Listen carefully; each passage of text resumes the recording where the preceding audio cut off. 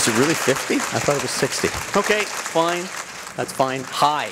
How are you all doing today? Okay. Well, I'm always nervous starting at a moment like this because I do know that you you've been sitting on your bums a lot of the day, and you're probably thinking about catching planes. And so, you know, I hope you can pay attention for a little while, but I hope most important that I make it worth your while. One of the things I want to say, I mean, first of all, I am a passionate advocate for patient engagement, and in the presentation I'm going to tell you like what my journey was, a little bit about that so that you understand where I'm coming from. The other thing I need you to know about about my journey is that my work in journalism, I've been kind of a medical sociologist. I think that's probably the reason why I got into medicine in the first place, that I could observe the culture of medicine. And that's what I do. And I think before I can talk about the positive stuff, I need to share with you what I know about the culture of modern medicine that might be immunologically resistant to some of the changes that are taking place here, and it's breathtaking what's taking place here. It's fabulous. But what I have seen over the last 20 or 25 years on the front lines of medicine, but also in my work as the host of White Coat Black Art, has given me a unique perspective on the culture of medicine, the culture of healthcare and hospitals and other institutions right across Canada and some parts of the United States, and I want to share those with you. And not so that, you know, we go out on a downer, but that you understand what you're up against. Because you can say all the platitudes you want, you can say we're winning, we're getting the job done, but if you don't understand the culture, what makes people like me tick, you're going to sometimes bang your head against the wall and understand and have no idea why a program that has so many good things to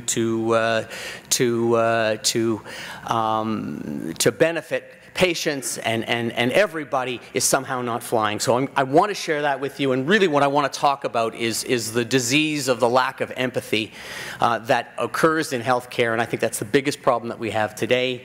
I'm going to give some examples of it. I'm writing a book and I'm going to talk about that. I'm going to talk about the cost, not just to patients, but to caregivers when we don't demonstrate empathy. And then finally, how patient engagement, I believe, can help bring it back, starting with my own story. You know, I know it's late in the day, and this is going to be a multimedia presentation, so let's start with a little bit of tape, and we'll start that in just a second. But this is one of my favorite TV shows, and this is a very typical encounter in a hospital. The British pride themselves on being the rudest, most unhelpful people in the world. Receptionist Carol Beer is working at this hospital in Pennsylvania. Hello.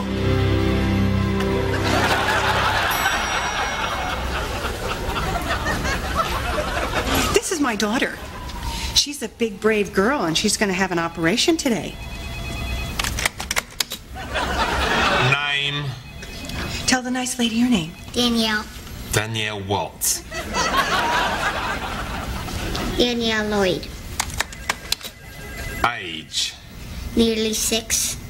You're 5. Yes. We'll say 5 then.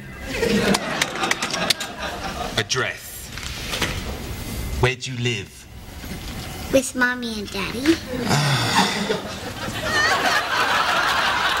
1772 Lincoln Road. We got there. Putting your details in now. Danielle's going to have her tonsils removed. I've got her down for a double hip replacement. Oh no, well there must be some kind of mistake. Computer says no. Well, that must be some other Danielle Lloyd. Computer says no. There's only one Danielle Lloyd on the system. Do you want the double hip replacement or not? All right, that's enough. You get the picture. Now, the good thing about satire is it's not that far off from some forms of reality. Let's start with some definitions for sympathy and empathy. And the first thing that you notice right away is that the definitions are all over the place. I've certainly seen sympathy, capacity to show concern for another; empathy, the capacity to recognize emotions being experienced by another, real or fictional, so you can actually empathize with a character in a fictional novel.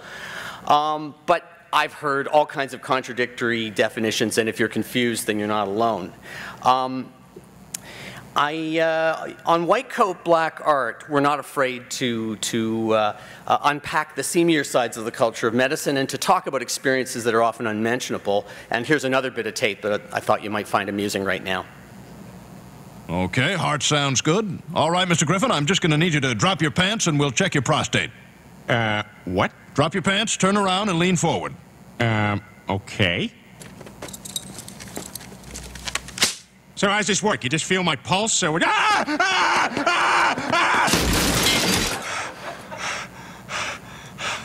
What the hell was that? Mr. Griffin, that's a prostate exam. Shut up! You had your finger in my ear! Oh! Okay. All right. And for those of you who've come from the United States who don't listen to White Coat Black Art, that's the kind of stuff you're missing, and this, okay? It begs the question, what kind of jokes do proctologists tell? And I asked Dr. Marcus Bernstein, who's a veteran colorectal surgeon at St. Michael's Hospital, and here's what he had to say. There's an area that we refer to as social injuries of the rectum, and this includes foreign bodies and other traumas to the anorectal region. It's certainly not our business to be judgmental. It's our business to help patients. But you can imagine that sometimes we see some pretty unusual things in my specialty. Like what? Gee, are you interested in a list? Oh, yeah, I think one or two. Well, zucchini and the cucumber are certainly on the hit list. We've seen everything from deodorant spray bottles to vases, similar objects. One of my favorite stories in this area is when a young man had to have a zucchini removed from the rectum. My senior resident, I was a junior resident at the time, and my senior resident and I left the operating room. I think we were not expecting to run into the young man's mother, who we ran into in the lounge outside the operating room, and she said to my senior, what was it? And my senior resident said it was a bowel obstruction, not really prepared to give the whole story. He hadn't thought this through. Said it was a bowel obstruction, and she said, I knew it was something he ate. I'm so glad that you laughed. And there's a reason why. It's a bit of a trick. I play a bit of a trick on audiences of health professionals. I ask, gotcha, busted. You found that funny, okay? And there are all kinds of journal articles and scholarly articles that have been written about the importance of being able to share moments like that, permitting health professionals to express their own personal feelings about the patient's lifestyle, perhaps, probably as much about what they have to do to fix what is a self-inflicted wound. And Mark Bernstein tells a much more serious side of that story of the person who inserted a fluorescent light bulb that broke. And that individual actually required 7 surgeries to fix it. So some frustration about having to spend a lot of time fixing a self-inflicted wound. Of course, humor gives them polite means to share it with others and to reinforce their mutual bond. And that is part of coping with the tragedies of what we see and the work we have to do. So you have to understand that part before we get to the empathy piece. But let's not forget this, and I guess we have a language that we use. In fact, I'm writing a book called The Secret Language of Doctors right now. We call it argot or cant or medical slang, and it's not this kind of stuff. It's stuff like this. You've heard of the codes. Everybody knows Code Blue is pretty official. That's a cardiac arrest. Code Red, Code Orange, Code Black.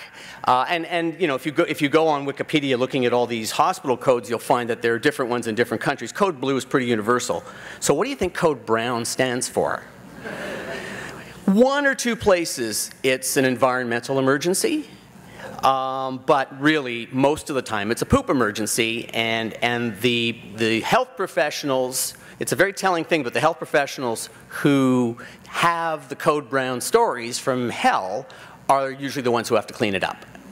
And so it's not surprising that nurses, licensed practical nurses, LPNs, et cetera, are more likely to have it than physicians. There is one exception, and that is the sigmoid volvulus, where the way you relieve a sigmoid volvulus is to, which is a form of large bowel obstruction, is to put a tube in the rectum and decompress the bowel, and then the senior resident or the attending physician forgets to tell the medical student to duck. Until the poop literally hits the fan. All very, very funny stuff, right? Let me play you a clip of Code Brown from the other side of the gurney. And this is Sholem Goldman, who is the president of the Patients Association in Canada, which was founded in 2011 to put patient perspective into every aspect of healthcare.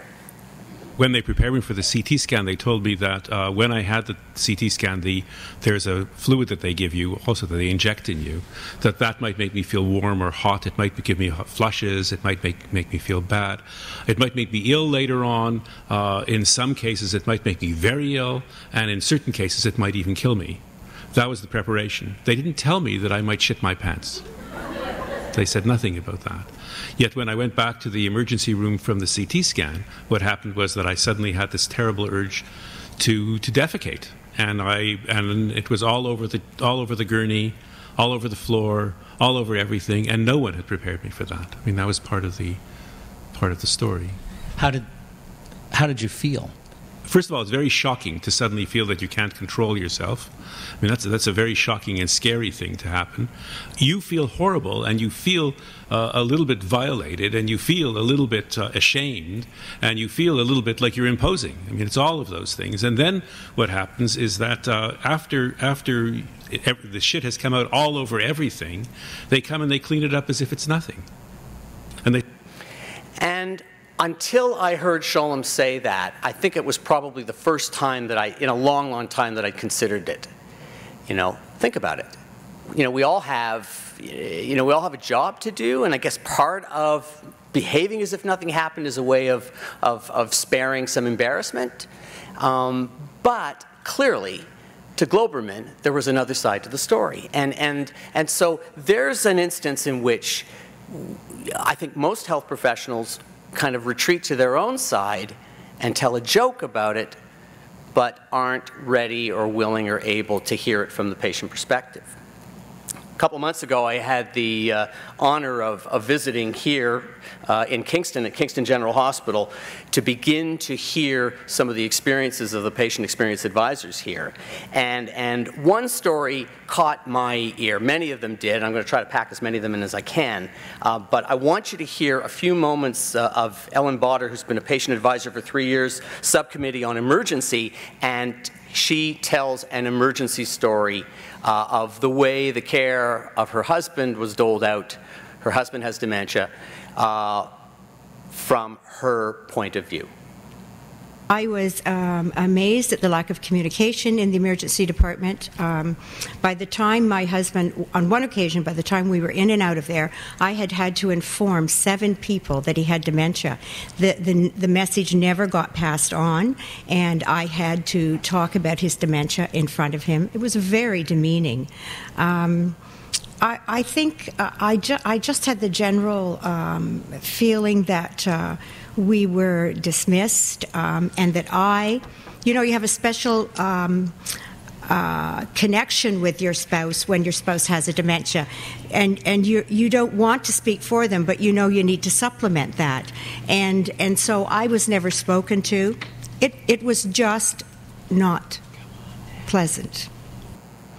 That story particularly resonated with me because, as I've said on my show and I've written a number of times, my mom has dementia, and I'm going to talk about that. It's a very interesting thing that, very often, all the patient experience advisors, you know, they've turned their experiences, as Ellen has, their unpleasant experiences with the healthcare system into something positive, into helping as patient experience advisors to change that now and for the future. In the same way, healthcare professionals often don't get it until their patients or until their children or loved ones of patients who have to enter the system and see what it's like, as I like to say, on the other side of the gurney. One woman who is extremely articulate is Jennifer D., and she told me a story of something that is a very human experience and relates very much to what Sholem Globerman had to say. And this occurred at a time when she was an inpatient recovering from knee surgery. A lot of the people around the table initially at the advisory council did not experience that, and I have a multitude of experiences to speak about that are negative, but I'll just pick one. As a non-ambulatory patient on an orthopedic ward, I was in a bed. I was dependent on the people at the nursing station for every single thing that I would get throughout the day and the night. You had a couple of knees replaced, didn't you? Good guess, Dr. Goldman.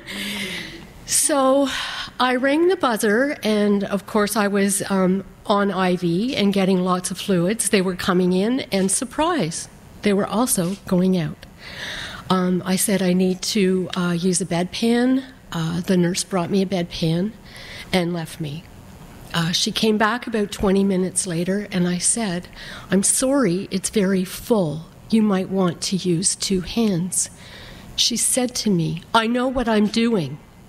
She yanked it out, dumped it in the entire contents in my bed, grabbed some blue pads that I know that you're familiar with, stuck them under me, and I stayed there for the remainder of the night while they had a birthday party at the nursing station. I'm not shy, and I'm not retiring. I'm reasonably well-spoken. What would someone with less capacity do? So clearly there's, and that's the past tense. That is almost certainly not going on here today. But it is going on in many hospitals. Nathan Stahl, who is a remarkable young man, a first-year resident in internal medicine, told the story of doing a fly-in, basically being on call and pronouncing a patient and really getting no instruction on how to do it, how to talk to the family, the grieving family who was right there. So this is stuff that's happening as we speak elsewhere, maybe not in enlightened institutions, but elsewhere. So there is a gap, I would put to you, in empathy. And you know, we can start to unpack some of the reasons, the system reasons. You know, certainly if you talk to health professionals these days, they use verbs like slammed and inundated and swamped to talk about looking after patients. And if you listen to it carefully, you almost get the sense that patients are the enemy. And you know, I can certainly you know, cite some of the reasons why. You've heard of the boomer tsunami. Seniors are Canada's fastest growing segment of the population. But you know, in my work in doing research for the book that I'm writing, The Secret Language of Doctors, I heard all kinds of populations, not populations, but subgroups of patients spoken in the same way. You had people who returned frequently called frequent flyers. You had all kinds of terminology for bariatric patients. Psychiatric patients were often called swallowers. And I'm going to talk about some of the reasons for that. But they have this common denominator that the patients are the enemy. And I'll talk a little bit about that in a moment. And you know, I know a lot about the emergency department. I also know that across Canada, many people lack good access to primary care. And I think one of the reasons why we tend to be frustrated with patients who come to the emergency department who are admitted to hospital frequently is that they're not receiving good primary care. And that's a huge problem. And it's a system problem that will impact directly on a hospital, so that, you know, realize that even if you have a wonderful patient-centered program, patient and family-centered program at your institution, if the patient goes home and doesn't have good access to primary care, whether it's from a physician, a nurse practitioner, better still from a team, they're going to have difficulties, and they're going to be coming back again and again. And as I said, many of them end up in the emergency department. I want to say more about the kinds of people we are bringing into medical school, or at least we have traditionally brought into medical school, and other allied health professionals until recently. To talk about that, for those who don't have a family doctor, they're searching for primary care. If you do have a family doctor, very often you're receiving, in a fee-for-service kind of system or a modified fee-for-service system, fragmented care, reactive care, and very often care that's not suited to some of those groups of patients that I was talking about: homeless, people with psychiatric mental health issues, people who are seniors, people who have chronic diseases, multiple chronic diseases, where they require a lot of extra time on the physician's part. There are many, it's very easy to say that the issue is a money issue. That physicians, for instance, who are on a fee-for-service model are seeing patients every 10 minutes, every 12 or 15 minutes, and if a patient takes 25 minutes, that's too long, so they tend to either give them short shrift or fall further and further behind, or if they're starting up a practice, they're not interested in picking up those kinds of patients. But I think there's something else going on here as well. Frankly, I don't think that health professionals, physicians in particular, love the patients that are emerging in our healthcare system, and that's a big problem. And it's a deeper issue, and I think we attract people into medical school who aren't interested in looking after seniors, frail seniors, for instance. And I learned that when I had a remarkable conversation with 4 budding geriatricians: Nathan Stahl, Amanda Gardhouse, Raza Naqvi, and Jillian Elston. And the 4 of them want to become geriatricians, and that's wonderful, and they're all early in their training. What I want you to hear is their reaction when they told their colleagues that they wanted to become geriatricians. When I committed to geriatrics, the reaction that I got from my peers and from my staff and from even some of my mentors at my medical school was overwhelmingly negative. I was told that I was wasting my talents, that I was too smart to be doing something like that, and how could I pick a specialty where I wasn't actually helping people? This really bothered me. There is, I believe, a culture of ageism in medicine. Amanda, you were nodding as he spoke. I think we all share Nathan's frustrations in that geriatrics is perceived as a very negative subspecialty. Raza, do you agree with what you've just heard? So I think absolutely. I think my kind of stumbling upon geriatrics is very different than a lot of my colleagues. I ended up filling in a block with geriatrics just to get it done, and because I just had a daughter and I needed some time. So geriatrics is light and you don't do much, was the reputation. I came on and I loved it, and as soon as I started telling people I actually liked it, I found myself defending myself a lot, and we need to try to get rid of that stigma that's so closely attached, I think. Jillian, do you agree? For the most part, but I wouldn't necessarily say that it's not a respected career choice. I think just the reaction that I get is, well, I'm glad somebody wants to do it. Or, good for you, I would kill myself if I had to do that. Wow, I'd kill myself if I had to be a geriatrician. No, but I think I've actually probably heard that, or I would gouge my eyeballs out if I had to spend an hour with a patient every time I saw them. And we can unpack some of the reasons why that may be the case. If you look at the entrance criteria for med school across North America, it's science, science, and more science, high MCAT scores, high grade point average, and very often the people who are called in for an interview have already been pre-screened for the high marks, and so it's hopeless. Now there are changes that are occurring at med schools, particularly in the United States. And if I have time, I'll talk a little bit about that later. But the majority of people who are going in tend to be interested in high-tech procedures, in science, in facile patients where they can make a difference. They don't like chronic diseases, and they don't like talking and listening. I can talk about the high-stress practice that I've got, and there's a point to this, and this is a very, very important thing, and one of the reasons why I'm particularly pleased with what's going on here in Kingston, and that is, the common denominator to the stresses that many people experience in hospital these days is productivity pressure.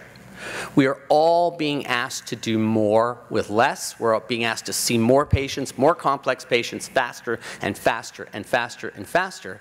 And in many institutions, we're not given the tools to do them. Often, if they add a duty, they don't take away another duty. They add rules, don't simplify other rules. And so it's true, we are under stress, and I think it's something that has to be acknowledged. When you have an institution that's putting in the time to make it easier and better for staff, then it makes a big difference. A little bit more about the secret language of doctors, which will not be so secret when my book is published. Here are some verbs that you may or may not have heard of. They're called turfing and dumping. And they refer to these are words that actually, they're sort of obliquely talking about patients, but what they're really talking about is each other. So you have patients who are admitted to hospital. I see a patient in the emergency department who happens to be 85, and they have a slight elevation in one of their heart tests, and I refer them to the cardiologist, and they say, well, why can't you get the internist to see them? And so I call the internist, and the internist says, why can't the cardiologist see them? And they kind of go back and forth, and meanwhile the patient's in the middle. I'm going to ask you to, so it's the one on the left, and I want you to hear 4 remarkable residents a few years ago: Clarissa Burke, Andrew Burke, Noreen Popat, and Rick Mon, former residents at McMaster, just talking about their introduction to terms like turfing and dumping. As much as we work very hard to get into medical school, and if you ask anyone who's a doctor, they'll tell you they love their job. But sometimes in the middle of the night, when everything's really busy in the hospital, people are trying to do less work, and so they may turf to one another or dump on one another. And that was probably actually how I first came into contact with this, and was sort of surprised at A, what was going on, and B, the connotation of the language that was being used. Of course, there's golfing turf, and then there's surfing turf, but what's this turf? Yeah, so turf is when you see a patient that you think could be looked after by another service, perhaps also by your service, but perhaps you're too busy to see the patient, or for other reasons that, you turf them to another service. You send that patient to another service. You call your colleague and say, can you see this patient? I think they would be better looked after by yourself. And your colleague, who's fully in the know, may say, are you turfing this patient to me? And depending on how well you get along with that person, you might say yes, and you might have a laugh about it, or you'll deny it and say that, you will try to defend your reasoning to send that patient to another service. And and there has to be good, smart reasons, even if there aren't. Exactly. So what's the difference between a turf and a dump? This is open for debate, but maybe a flagrant turf is a dump. Is that? I think that's fair. Or perhaps, if there's a patient that may not have an overt medical problem, that, and this is from the internal medicine perspective, so I'm speaking from one seat only.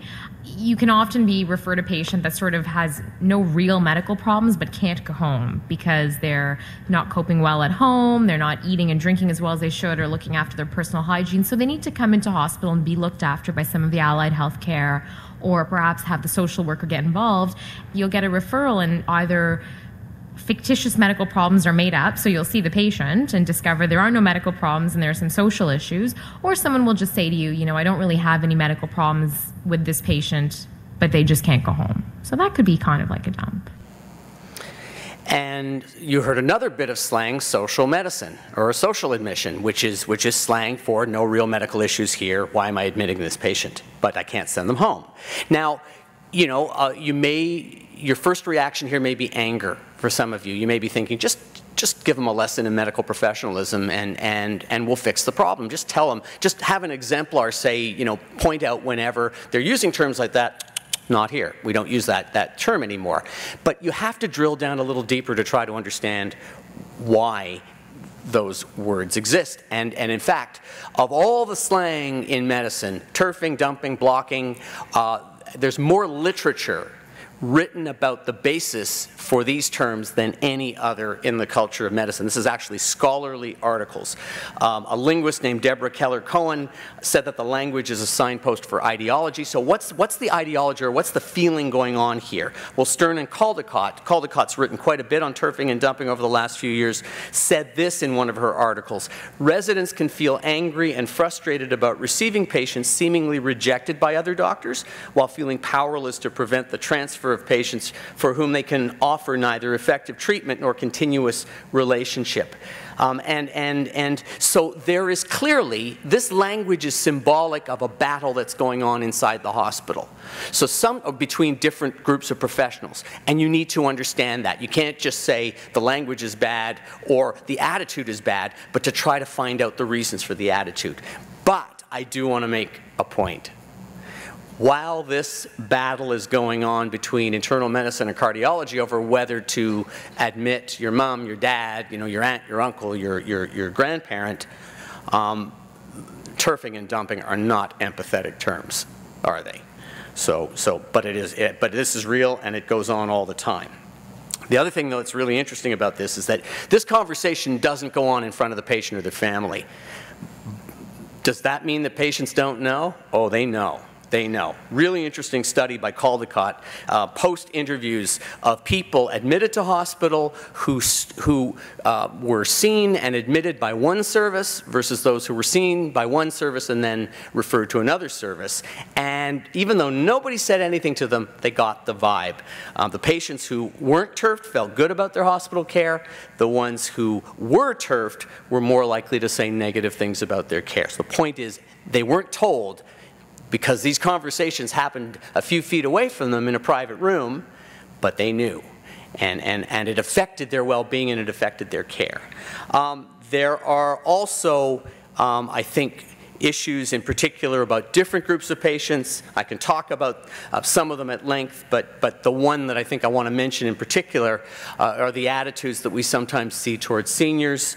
I was particularly astonished hearing a group of two nursing students, not senior nurses, but nursing students, talking about the difficulty caring for frail seniors in hospital.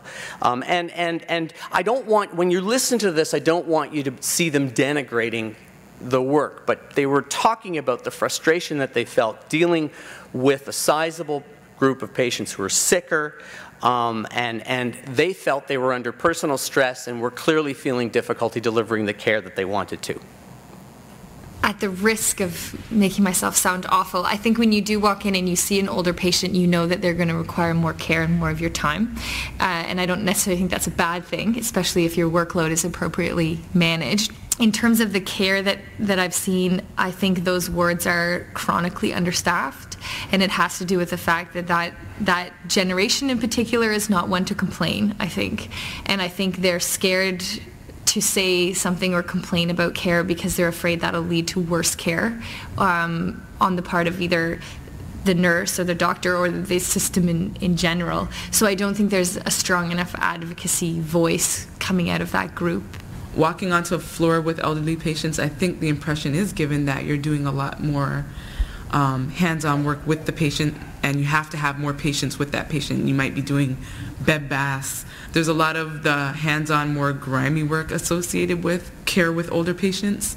I think the patient's aspect might also come from the fact that when you're dealing with elderly patients, there might be a trend towards, not all of them, but they want to talk. And you might have 5 minutes, so sometimes you might have to say, oh, well, I have 5 minutes now. And you can't always be there by their side talking. And some things, if you're dealing with someone who is high maintenance and they can't move, and you have to help ambulate them, that could take a long time. Or if you have a patient that has dementia and you have to wait for them to take like 15 kabillion meds, that takes a lot of patience. It's hard because you have to manage other things, but that's part of care too. So I don't want you to be left with the impression that these are bad people. They're not. They're working in a system that with the productivity demands that they have, are making it harder and harder for them to do the job that they want to do. And in fact, there is something that's talked about quite frequently in the nursing literature, and more now in all the allied health professionals, and it's moral distress. And moral distress is the feeling that you have as a health professional when you want to be able to deliver a certain kind of care, but you can't because the system won't let you or the rules won't let you. And I suspect that's what these two nursing students were talking about. You know, is there ageism in healthcare? Nathan Stahl believes there is. Cardiologist David Alter at the Institute for Clinical Evaluative Sciences did a study looking for gender or sex bias. He found age bias. So yes, the older you are, the less likely you are to have access to cardiac care. He thinks a lot of that is in fact age-appropriate decision making. On the other hand, there are opponents. Janice Lessard is a geriatrician who believes that there's rampant ageism in healthcare, but she makes the point that the problem is that most of us are not well trained to deal with frail seniors, and that's something that really has to change starting in medical school and beyond. I want to give, you know, I've been talking about other people. I want to give one of my own confessions right now, another bit of slang, and I'm going to use this bit of slang with an apology in advance to veterinarians. So if you know a veterinarian, if you live with a veterinarian, hug them for me, tell them that they would never treat a dog the way I'm talking about right now. There is a bit of slang that I remember from my medical school and residency days called the veterinary workup, where you would walk in a busy emergency department, ask one or two questions, ascertain that the person is not cognitively intact, and then immediately test them. Ask, do you know who you are, what place this is, what's the date? And I often did it without introducing myself and would proceed immediately to a physical examination. Do you know where that came from? That came from an oral examination that I had in my third year of medical school where I almost failed, because the trick was, the conceit of the oral was that I had to deduce very quickly that the patient had dementia and proceed immediately to a physical exam. And I kept trying to talk to them without any kind of success, and then about 5 minutes before the end of the oral, I realized my mistake, but it was too late, and I almost failed it because of that. That's not a good reason, by the way. I'm not trying to say that it is. Can't talk about the lack of empathy without talking about technology, and with apologies to e-patient Dave, technology is great as long as you're not facing the computer monitor and never looking at the patient. And that's a huge problem that we're seeing today in healthcare, and it's one of the reasons why they're starting to move some of those monitors outside of patient areas so that you can actually spend your time talking to and listening to the patient. I think one of the most extreme and distressing examples of where we see this lack of empathy is in our handling of patients at or near the end of life. And certainly if you ask a lot of people in healthcare, on my side of the gurney, or on our side of the gurney as I like to say, they are concerned about medically futile treatments. That's their worldview, that they see families nudging them or pushing them to do everything possible. In fact, it's often the opposite in my experience, but that's what they think. I certainly think we need to plan, we need to have everybody, as a society, we need to have advanced directives, and we need to celebrate death rather than trying to always push it back to the netherworlds and deny it. There is a particular ritual that is common in hospitals right across North America, and it's called getting the DNR. And this is a conversation that if you haven't brought a loved one, well, in healthcare, this is a conversation that's had almost every time somebody is admitted to hospital. And I want you to hear Nathan Stahl once again. He was one of the 4 geriatricians talking about the experience of the first time he was asked by a senior resident to get the DNR, which basically means get the form filled out. There are 2 kinds of DNR forms basically these days. It's either do you want CPR or do you want ventilation, yes or no. Others are more complicated and drill down to several layers. Do you want an intravenous? Do you want antibiotics if this happens? Do you want this if that happens? Have a listen to Nathan Stahl. End-of-life care, I think we do an abysmal job of this in Canada. So many patients come in without advance directives. But now a response to that has created this extremely awkward scenario where you come with this sheet and it's like a menu. It's like you're going out for dinner and you're asking these patients and these families, do you want full care or not care? But then, do you want imaging? Do you want antibiotics? Do you want blood work? Do you want a tube? And to go through this whole thing often with a cognitively not completely intact person is so awkward. I actually hate it now. And this is someone who believes that this is such an important thing to do, but I think it's just the most awkward conversation. Usually they look at you and say, well, I don't know. And it's often an impossible question to answer because you're talking about a hypothetical scenario anyways. And then each time they come to the hospital, you have to do the whole same thing over again. I really hate the menu option of how do you want to die. And what you begin to hear is moral distress on his part, but imagine by the time he finishes his residency, if he's had that conversation in that particular way, you know, hundreds of times, he may suffer from what Françoise Mathieu here in Kingston refers to as compassion fatigue, sometimes called secondary traumatic stress, a term that refers to a gradual lessening of compassion over time. And it's common among victims of trauma, but it also is common secondarily amongst people who work with victims of trauma, who deal with this stuff every day. So the way it works is that you know, a family is having this conversation, this momentous conversation for the very first time in their lives, and that resident has had a conversation like that 500 times. And it's very hard to reorient yourself back to realizing this is something that is happening to them for the very first time if you stay within your perspective only, which is really what we're talking about when we talk about lack of empathy. I would put it to you that those conversations and the attitude behind those conversations are not only responsible for compassion fatigue, but for burnout. And burnout is rampant amongst some populations of health professionals. And it leads to something else, it turns out. It leads to medical errors.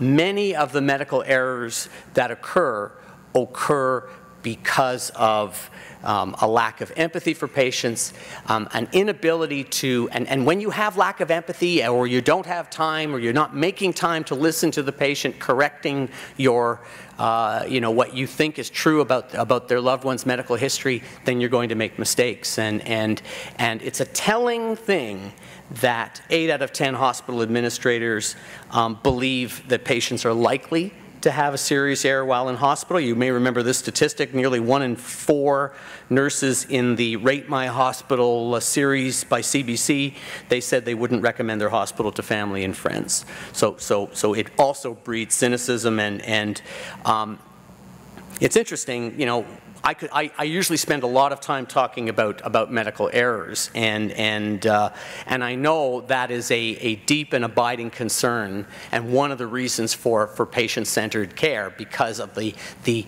beneficial effect it can have by including patients, reducing the chances of mistakes. Very, very interesting thing. One of the biggest reasons why we have hospital-acquired infections is that health professionals at some institutions don't wash their hands. And that man in the middle, John Banja, wrote a book called Medical Errors and Medical Narcissism a few years back. A fascinating book, and he talks about something called the normalization of deviance. And he's not talking about deviant people, he's talking about people who don't follow the rules. And it turns out there's a lot of them in healthcare, and there's many reasons why they occur. They may have reached a certain age, those old dogs that Andre was talking about who feel the rules don't apply to me, or maybe there's a leader in that institution who says you don't have to follow the rules, but that's where the not washing your hands often begins and can lead to, of course, all kinds of problems. Medication errors can come from those moments of being burnt out, and also those moments when you don't check to make sure, does this make sense? Check with the patient or their family, does this make sense that your loved one's on this medication? And again, you know, don't forget, there's a patient. And on my show, I had Nancy Mojica Fisher, who went to an outpatient hospital clinic in Newfoundland for a dose of Remicade for her psoriasis and got chemotherapy by mistake. And you know, they called her back, they apologized to her, but it was more about their distress at having made the mistake than her distress at having received a medication by mistake and what the ramifications might be. It's not because we don't care. In fact, I can tell you that I've seen tens of thousands of patients, single patient episodic care in the emergency department. You know, you don't remember the triumphs like you remember the disasters. And you know, we feel a deep, abiding, personal sense of shame for the mistakes that we make. And it's as if there is a binary choice when you make a mistake. Your mistake is either due to laziness, or a lapse in judgment, or incompetence, and you can take your pick. And most of us will wear that moment of shame, you know, wear sackcloth and ashes, and hope to God that we don't make another mistake in 3 or 4 weeks, otherwise they'll think we're incompetent for sure. It makes us not want to talk about things. It also makes us not want to talk with patients, and that's important. I like to say this: we're not particularly empathetic to each other. We practice in silos. I can tell you that the slang term, with apologies to my nursing colleagues, the slang term for emergency physicians among internists and surgeons is often triage nurse or triage monkey. And this, what it means is that we refer everybody to the admitting services, and we don't know how to make a decision to send a patient home. The surgeons call the internists fleas, the fleas call the surgeons cowboys, and really the common denominator in all of them is that we haven't spent any time in the other person's shoes. So if we haven't done that, well, how do we do that with patients? Well, the good news about empathy is that newborns have it. You know, they cry when other newborns cry, and they display signs of distress when their parents are in distress. And in fact, even more good news, very recent study published a couple months ago from Harvard that studied 18 physicians and 2 standardized patients, and in part 1 of the experiment, the physicians were exposed to a painful stimulus. It was heat, and then pain relief, and when they had pain relief, a part of their brain called the ventrolateral prefrontal cortex lit up. Part 2 of the experiment, the patient was instructed to press a button to knowingly provide pain relief to that standardized patient, or knowingly provide no pain relief. And it turns out that when they knowingly provided pain relief to the patient, that the same part of the doctor's brain, the ventrolateral prefrontal cortex, lit up. So that proves that doctors can feel their patient's pain. So how do we fix this? Well, you know, you've talked about this. I won't spend any time, you know, other than to say, if people are feeling stressed out, then the way around that is to leverage the skill that we have in the hospital, whether it's nurse practitioners, physician assistants, you know, respiratory therapists. There are a lot of people in the past who were practicing at the low end of their scope of practice. What we want to be able to do is get everybody up to the top of their scope of practice. It's good for them, and it turns out it's good for all of us, especially if we function in a team. And yes, I would endorse the notion it is not necessary that a physician stride up to the head of the table and automatically assume that they're the head of the team. In fact, I am very grateful to work alongside partners who, if they have the skill and the ability and they want to run with it, then I'm a good follower. I can be a very, very good follower. So that's important. The other thing, though, is the empathy part of it. And I have to tell you something. Where did I learn this lesson? Well, I remember seeing a woman with end-stage multiple sclerosis, and she came with a very involved family, a very vocal husband, and very concerned children, and it was a busy night, and he came up to me a few times. He wanted to make sure that certain things were being taken care of, and he wanted to make sure that she was being admitted, and I have to admit that in one of my worst moments, what I did was I referred the woman to the internist almost as much to get her off my caseload as to provide care. And you know, she was admitted to a hospital, and a few weeks later she was definitely in the end stages of multiple sclerosis. She passed away, and a few months after that, the husband and the family wanted to talk to me. And you know, I knew they weren't happy with some aspects of the care. But what happened there, what happened next, kind of turned my life around. They met me, and they met me alone in an office, in a room, you know, barren of furniture, just chairs. And for the next hour or so, they told me about what a wonderful wife and mother she had been. And I met her posthumously.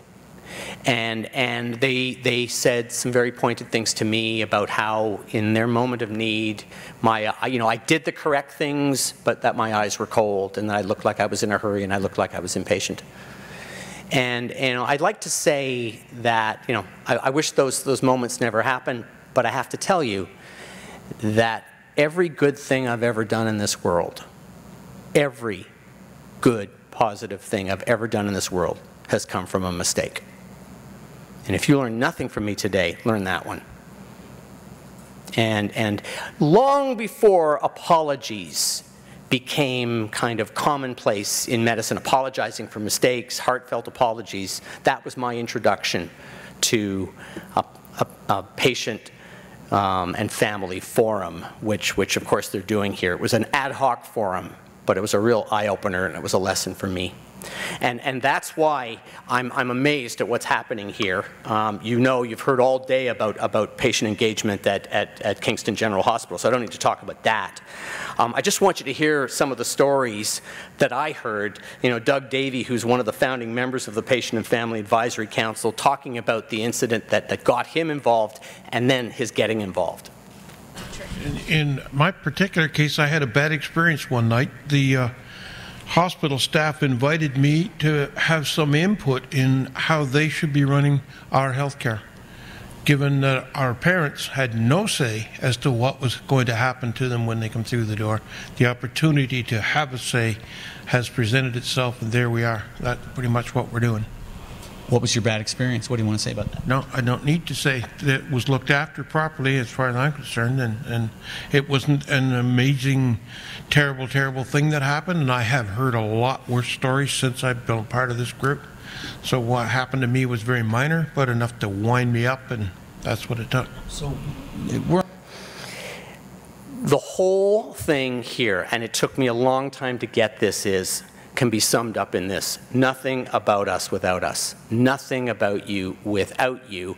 And really, it's the greatest thing. You know, one of the things when I came out of that experience with that family, I felt heavier and sad, and I felt lighter at the same time, because I realized that I wasn't going to die, that I wasn't going to be removed from medicine, and that I was stronger.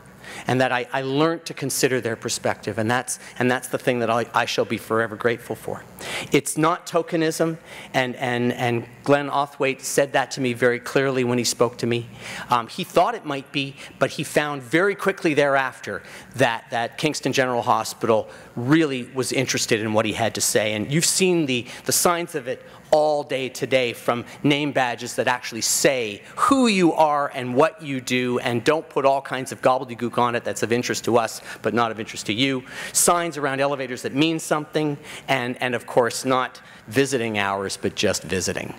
Just visiting, which for me it was never a problem, because in the emergency department, you know, we always had it, and maybe that's one of the reasons why I got used to it from the get-go. Hand washing rates as low as 30% in some hospitals, but not here. Why?